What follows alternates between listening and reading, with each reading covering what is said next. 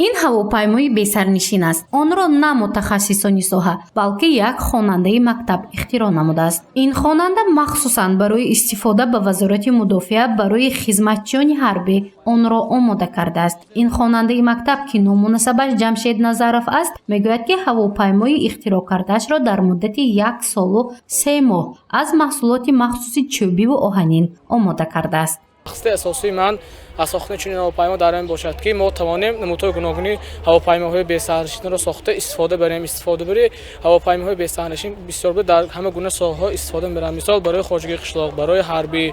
اساساً من هواپیمای خود را برای حربی ساختم که برای قشون‌های سرحدی، برای اصلاح‌گذارانی منطقه خدمت رساند. هواپیما من از قسم‌های فیزولیاژ، کرلو، ایلرون، استابیلیزاتور، رول وسطی، کیل، رول پاورات، شاسی، وینت، محرک و غیرها عبارت میباشد.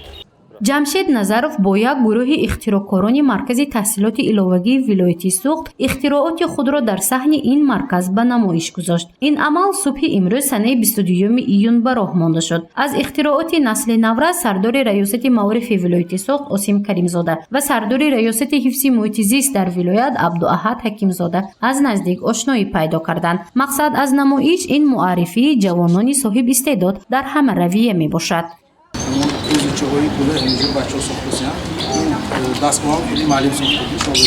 بعد تماشای نمایش اختراعکاران و هنرمندان جوان مرکز تحصیلات علاوگی ولایت سوخت آزمون سبز بادا کشورم جنبست کردید. سردار ریاست معارف ولایت سوخت از دستاوردهای خوانندگان این مرکز اظهار قناعتمندی نمود. تاکید گردید که شرکت اختراعکاران و هنرمندان جوان در آزمون جمهوریوی و به دست آوردن جایزه ها باعث خوشنودی است. آزمون مذکور در همکاری با ریاست حفظ محیط زیست ولایت سوخت راه اندازی کرده شده است. در نزد مؤسسه‌های تعلیمی بیش از 50,000 بیخ نهال آرایشی میوه دهنده و سایه افکن شنانیده باغ سازمان خوانندگان بنیاد نمودند که این باعث افتخار است و از فرصت قلعه استفاده برده به همه تشکیل کنندگان، سازمان دهندگان، آرایشگران، همه آن نفرانی که برای تشکیل نمودن باغ سازمان خوانندگان سهم گذاشتند اظهار تشکر صمیمی می‌نمایم.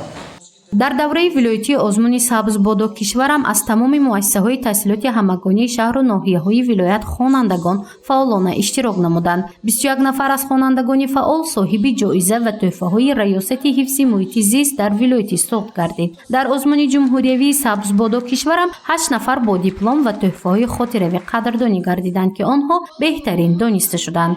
با مقصد باز وسیع‌تر فرا گرفتن اشتراکی خوانندگان در آزمون در دوام 2 ماه اخیر در شهر و ناحیه‌های ولایت آزمون سبز بادا کشورم از جانب شعبه و بخش‌های حفظ محیط زیست در همکاری با شعبه‌های معارف برگزار و جنبست گردید. برای گرفتن جایهای نمایان از روی 6 نامیناسیون: رسم بهترین، شعر بهترین، صورت بهترین، حکایه بهترین، ویدیورولک بهترین و کار معماری بهترین در مجموع 118 نفر خوانندگان مؤسسه‌های تعلیمی میانه عمومی شهر و ناحیه‌های خوجند، بوستون، استقلال، دیوشتی، چکانی بادام، جواب رسولو، سپیتامن، مسجد و ظفرآباد با افتخارنامه و تحفه‌های مقامات حفظ محیط زیست قدردانی کرده شدند. آزمون سبز بادا کشورم با مناسبت 30 سالگی استقلالیت دولتی جمهوری تاجیکستان بخشیده شده. هدفش دریافت جوانان با استعداد و سبز نمودن محیط زیست به حساب می رود. گروه غالبان دوره جمهوری آزمون با تحفه‌ها نیز قدردانی گردیدند. قهرمان گزارش ما از زمره چنین جوانان با استعداد است و می خواهد با اختراعات خود به رشد جامعه سهم گذارد. من در آینده می‌خواهم که این نمودی هواپیما بی‌سرنشین را باز خوبتر کرده، کمبودی که در این هواپیما است باز خوبتر نموده، با دیگر نمودهای هواپیما بی‌سرنشین را می‌سازم. گزارش مفنوشکور و یوسف یونسوف برای برنامه اطلاعاتی خبر.